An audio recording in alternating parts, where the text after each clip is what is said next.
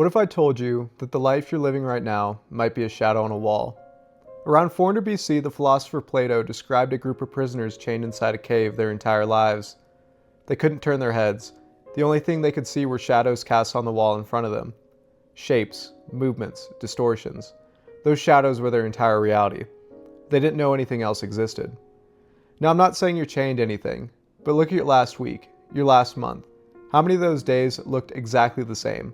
Wake up, coffee, work, routine, sleep, repeat. We build caves for ourselves, comfortable ones. And today I want to talk about the single cheapest, most accessible concept to break out. It's called a micro-adventure. The term was popularized by British adventurer Alistair Humphreys. He'd done massive expeditions, cycled around the world, walked across India, but then he noticed something. People kept telling him, I wish I could do what you do, but I don't have the time, the money, the gear.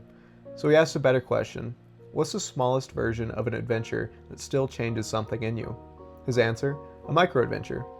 No passport, no gear list, no 2 weeks of PTO. A micro-adventure is simply a short, local, low-cost experience that takes you outside your normal routine, and crucially outside your comfort zone, even just a little. It could be sleeping outside on a Tuesday night, swimming in a lake before sunrise, taking a trail you've never been on in a town you've driven past hundreds of times, or watching the western sun set on a mountain you always wanted to conquer. It's not about the scale of the adventure, it's about the shift in perspective.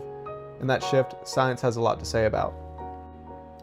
Let's talk about your brain for a second, because this is where it gets really interesting. Your brain is something called the default mode network, a set of regions that lights up when you're not focused on the outside world. It's a voice in your head when you're in the shower, replaying a conversation, spiraling about tomorrow. It's your brain on autopilot. Routine supercharges the default mode network. When every day looks the same, your brain stops paying close attention. It doesn't need to. It already knows what's coming. And over time, this is part of why life can start to feel like it's passing too fast, when nothing is new. Your brain doesn't bother making strong memories. The days blur. But here's what happens when you introduce novelty. When you go somewhere unfamiliar, try something slightly uncomfortable, or break the pattern. Your brain releases dopamine, the chemical tied to curiosity, motivation, and reward. You become more alert, your senses sharpen, you start encoding experience again. Neuroscientists call this neuroplasticity in action, your brain literally building new pathways in response to new experiences. Researchers have found that novel environments stimulate the hippocampus. They are responsible for memory and learning. It's one of the reasons a single weekend trip can feel longer in memory than 3 identical weeks at the office.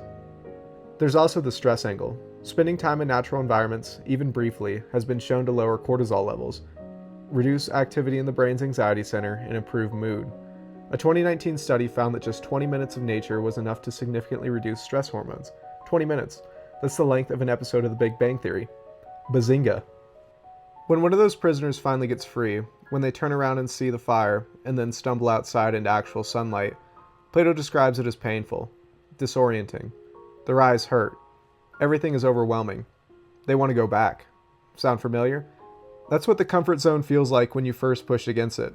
The unfamiliar doesn't feel exciting at first. It feels wrong. Your nervous system flags it as a threat. Your brain says this is not the routine, abort mission. But the prisoner who stays outside long enough, they start to see, really see. Stars, color, depth, a world they didn't know existed.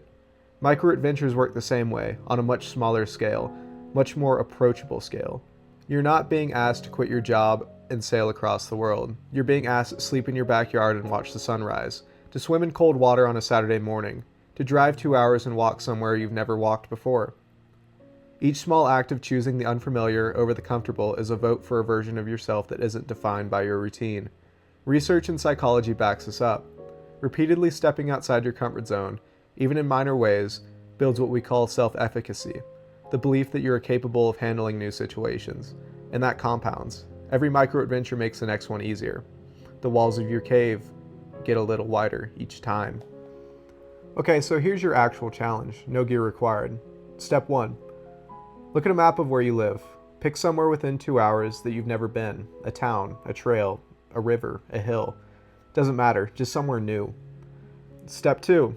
Add one element of discomfort. Wake up earlier than you want to. Go in weather that isn't perfect. Bring less than you think you need. Eat something weird.